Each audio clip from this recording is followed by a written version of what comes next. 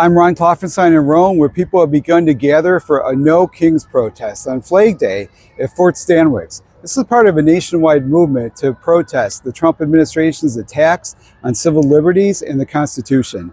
There'll be protests going on today in Oneida, Herkimer, and Madison counties.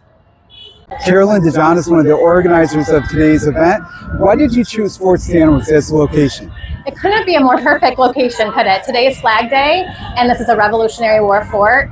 And today we're here to defend our Constitution and say there's no kings in America, just like so many of our ancestors did so many years ago. So let me ask you, is it common for you to come to protest, or is this something new for you? This is my second one in my 65 years. In your whole life? In my whole life. And I'm so proud to be here. Why? Because we have to stand up for democracy. What is happening is wrong on so many levels. This is not the country I recognize. My grandparents fled fascist Europe to come here, and they are rolling in their graves right now. And that says guns, God, and Trump. No. God don't need no gun. No, I don't understand any of this. We have to speak up. We have to be heard. I mean, we have a representative who's dead this morning because somebody shot her and her husband. This has to stop. And I feel better knowing all of these people are here, like-minded people. Yeah. My husband.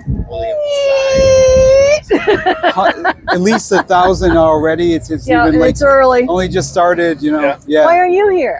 Well, I am here. I know you're here. Why are you here? Oh, why am I here? I'm here to cover the story, but because for the same reasons too. Like, you know, I want the Constitution to matter. Mean something again. And I want Congress to do their job. I want to believe in the Constitution. I want to believe in the Supreme Court. We want the country to be what it was that we grew up with. This is not what our veterans. This is not what our veterans fought for. My grandmother, Lucille, used to bring me here to Fort Stanwix, you know, in the 70s when they first built this place, and it was like, you know, that this meant something. But if we had lost the battle here, I know we'd be Canadian. We'd be Canadian. We'd have universal health care. But we would have a king, you know, either way. So, but yeah, I mean, I want democracy to come back. I want it to mean something again. The Constitution. And I want our immigrants to be here because we need them. Yes, we do. You go into the hospitals and the nursing homes, who's cleaning, who's doing laundry, who's doing food service. Ain't me, ain't you. Right. Not Absolutely. Nope. Almost with the counter protesters? You know, not really. It's been a pretty quiet day. Most of the folks have stayed in their area. However, I just had an encounter with a woman. She gave me the thumbs down, and then she said, I hope one of those immigrants marry your children. Wow. What did you say? I just kind of looked at her and said, me too. What does that tell you about the mindset, or about what people on the other side are thinking, and what we're confronted with? My concerns come from the fact that I was the director of an ESL program for a large city school district, and I know that my immigrant population and refugee population were intimidated and disrespected in so many ways. And now at my age, all these years later, it's ignorance. It's complete ignorance and lack of curiosity, lack of interest in learning about other cultures. We don't have a clear idea of what is going to happen with these cuts. And how does that make you feel? Horrible. It's horrible, especially as a senior citizen, that you live this long to see our country that was a democratic country, democracy, that I should have been working more at, turning into an authoritarian situation that is horrible. That people do not get their rights, and that someone, this really burns me out, that someone that is trying to be legal, trying to go and do the right thing and sign in as an immigrant every month, show up, that someone can go in, ICE can go into that building and take that person out without due process. when they're trying to do the right thing. Don't do that. Don't break up families. This is ridiculous. It's got to stop. I'm with Ari, and Ari, you're a resident of Herkimer County. Yes. And is it unusual, unprecedented, maybe even to have such a large amount of people to come out for a rally that's about progressive causes and about that's pro-democracy like this? Yeah, I'm surprised the turnout here. There's a lot of people. What has the energy been like here? It's been great. There's been a lot of support of people driving down the road. There's been some people that are ignorant, but more people that are supportive than. As a young person, what are your concerns about what Trump is doing to the country and to our democracy?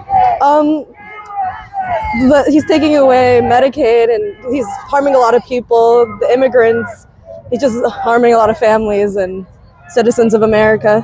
What do you hope people will learn from these events, or what people will be encouraged by these events, or what do you hope people will get out of this? I hope people educate themselves more and become more open-minded. So Matt, you're here at the Herkimer protest, and you brought your daughter with you. Yes. What are some of the concerns that you have, or the fears that you have about how Trump is changing this country and how it will affect her? Well, there's a few things. Obviously, one of them was Roe v. Wade. When that happened, and when she came out, and I found out I had a baby girl, my thought went to. Kind of hard to talk over some things. My thought went to, well, I'm happy she lives in New York, but what if she wants to live in a different, what if her life takes her in a different state where some of the reproductive rights aren't as good as they are in New York, where she might not have any. Right. So, what are some of the other things that? Some of the other things. Is activism new for you? Relatively new for me.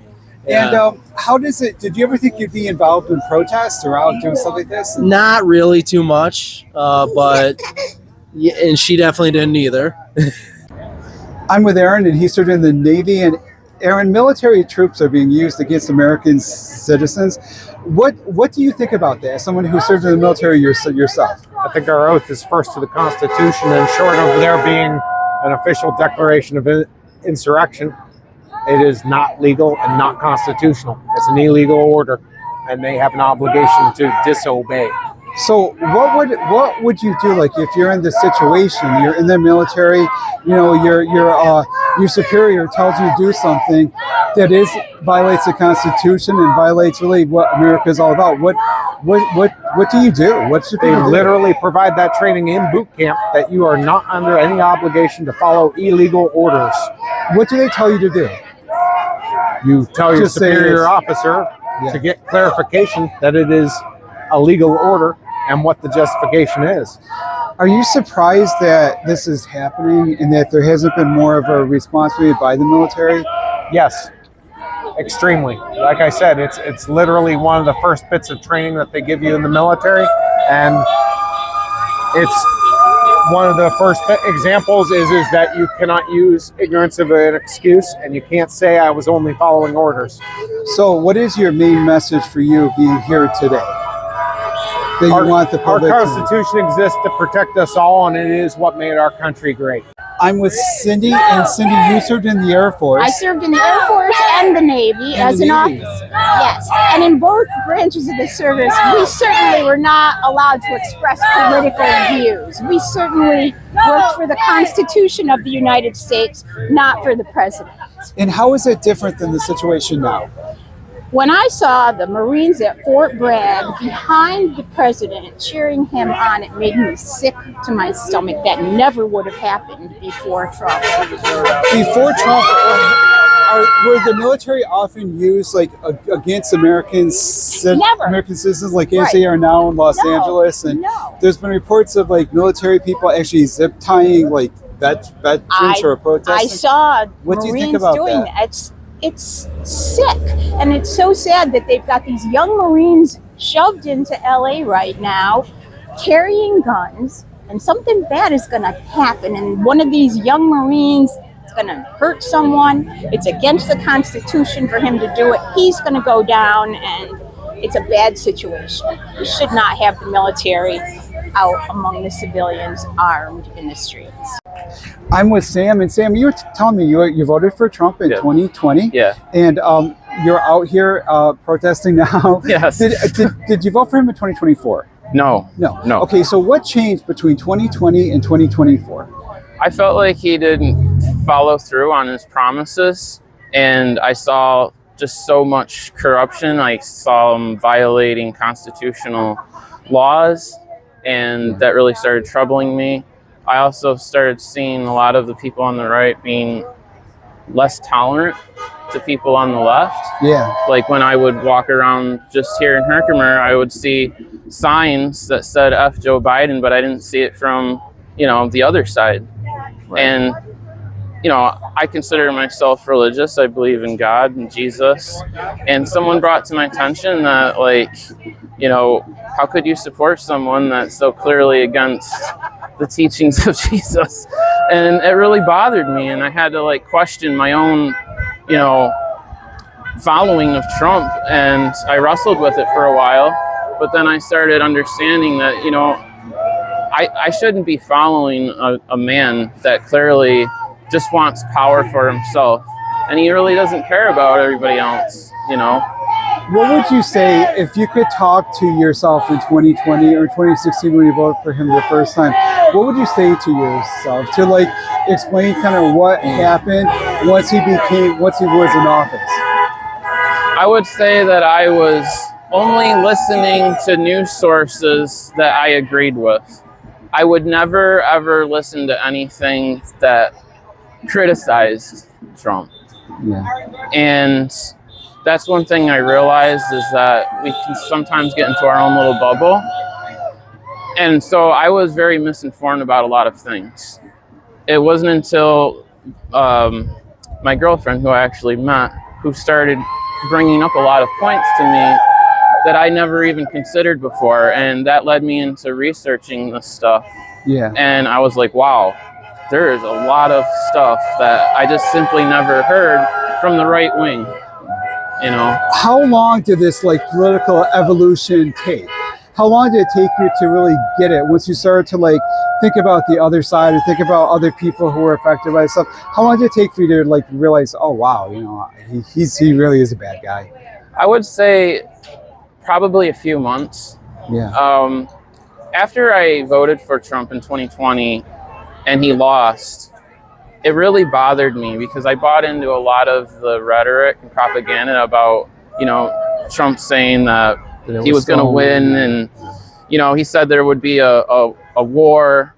So a lot of the things that Trump said never came to pass. Yeah. And that's when I started realizing, this is just a guy that's just straight up lying to the American people. Are you finding among people your age or your friend group, are other people starting to realize that too? I think so. I think there's a lot of people that are starting to wake up, especially when I talk to them. I mean, they're still resistant, but I can get into really good conversations with people, and I bring up very strong arguments to make them start thinking about stuff. What's a good argument that someone could make? What worked for you, or what worked for your friends? What's the first thing that made you think, well, you know what, maybe I should think about the other side, or there's other people there at their bad mouthing, or Yeah, usually what I try to explain to people is listen to what Trump really says and what he puts out there on social media, and ask yourself, is that being tolerant? Is that loving your neighbor?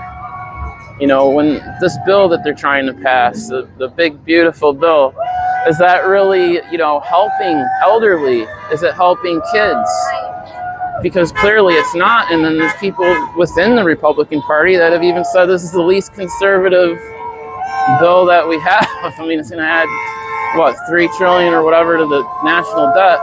So, I mean, even people on the right are starting to, I think, see that this is not the way that we should go, The people I spoke to today had a variety of concerns about Trump's attacks on the Constitution and the rule of law, but all were summed up in two questions. How long will this go on, and how bad will it get? In Herkimer, I'm Ron Klopfanstein for 95.5 FM, The Heat.